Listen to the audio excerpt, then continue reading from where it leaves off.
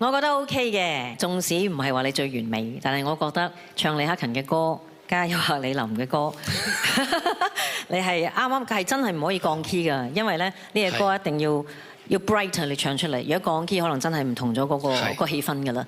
其實我今日咧，我好想係需要一開始咧，我就要讚下今晚黑嘅所有嘅參賽者嘅。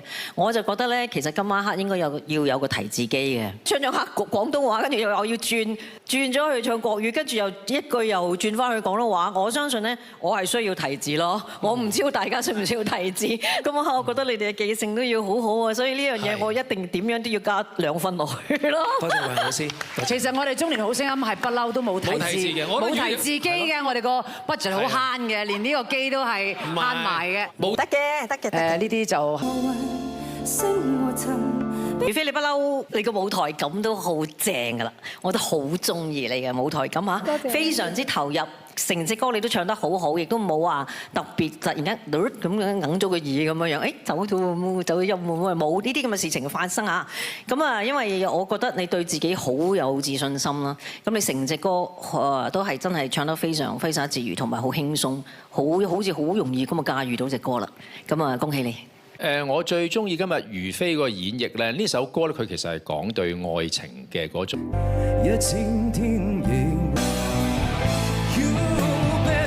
我哋首先問下左右門神先啦，你超級投入呢個歌，好感動到我好感動啊！真係，你嘅聲音好好聽啊！你唱呢一隻歌，同埋咧《戀戀風塵》咧有啲震嘅，但係呢一隻歌咧，你係真係完全好 smooth， 成件事情好 smooth， 好好聽，我只能夠講咁多啦。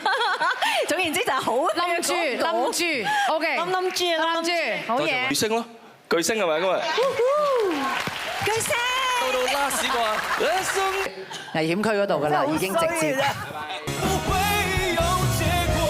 唉，唔使講啦，你嘅聲音真係好一把好靚嘅聲，越嚟越出啦！你把靚聲 ，OK？